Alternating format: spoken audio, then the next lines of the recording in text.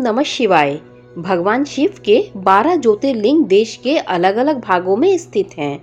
इन्हें द्वादश ज्योतिर्लिंग के नाम से जाना जाता है। महाकालेश्वर ज्योतिर्लिंग मध्य प्रदेश के उज्जैन नगर में है।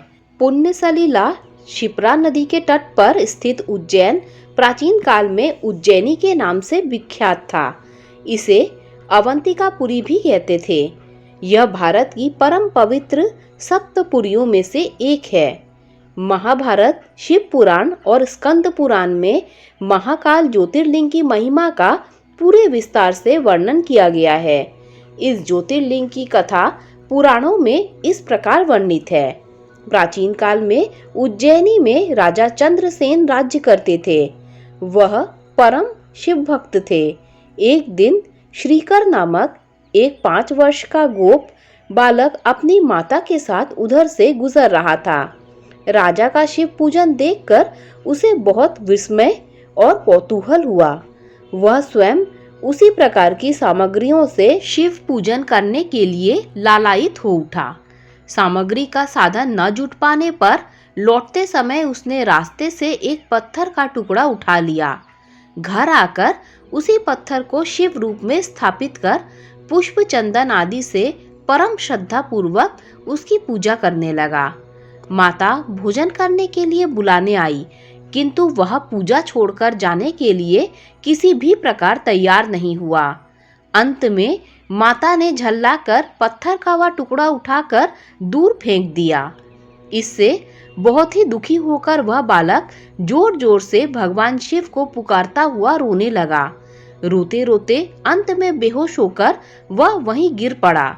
बालक की अपने प्रति यह भक्ति और प्रेम देखकर भोलेनाथ भगवान शिव अत्यंत प्रसन्न हो गए। बालक ने जैसे ही होश में आकर अपने नेत्र खोले तो उसने देखा कि उसके सामने एक बहुत ही भव्य और अति विशाल स्वर्ण और रत्नों से बना हुआ मंदिर खड़ा है। उस मंदिर के अंदर एक बहुत ही प्रकाशपूर्ण, भास्वर, तेजस्वी ज्योतिर्लिंग खड़ा है। बच्चा प्रसन्नता और आनंद से विभोर होकर भगवान शिव की स्तुति करने लगा। माता को जब यह समाचार मिला तब दौड़कर उसने अपने प्यारे लाल को गले लगा लिया। पीछे राजा चंद्रसेन ने भी वहां पहुंचकर उस बच्चे की भक्ति और सिद्धि की सराहना की। धीरे धीरे वहां बड़ी भीड़ जुट गई।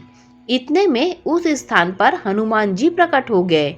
उन्होंने कहा, मनुष्यों, भगवान शंकर शीघ्र फल देने वाले देवताओं में सर्वप्रथम है। इस बालक की भक्ति से प्रसन्न होकर उन्होंने इसे ऐसा फल प्रदान किया है जो बड़े बड़े ऋषि मुनि करोड़ों जन्मों की तपस्या से भी नहीं प्राप्त कर पाते हैं।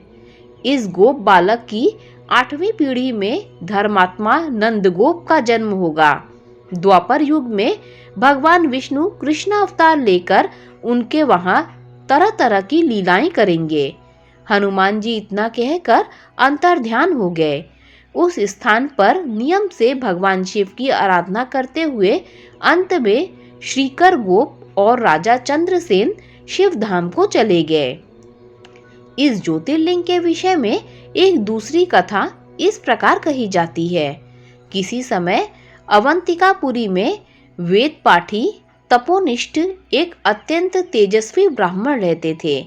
एक दिन दूषण नाम का एक अत्याचारी असुर उनकी तपस्या में विघ्न डालने के लिए वहां आया। ब्रह्मा जी से वर प्राप्त कर वह बहुत शक्तिशाली हो गया था। उसके अत्याचार से चारों ओर त्राही त्राही मच गई थी। ब्राह्मण को कष्ट में पड़ा देखकर प्राणी मात्र का कल्याण करने वाले भगवान शंकर वहां प्रकट हो गए। उन्होंने एक हुंकार मात्र से उस दारुण अत्याचारी दानव को वहीं जलाकर भस्म कर दिया। भगवान वहां हुंकार सहित आए थे, इसीलिए उनका नाम महाकाल पड़ गया। इसीलिए परम पवित्र ज्योतिर्लिंग को महाकाल के नाम से जाना जाता है। दोस्तों, अगर आपको ये वीडियो अच्छी लगी हो तो लाइक, शेयर, सब्सक्राइब कीजिए। ओम नमः शिवाय।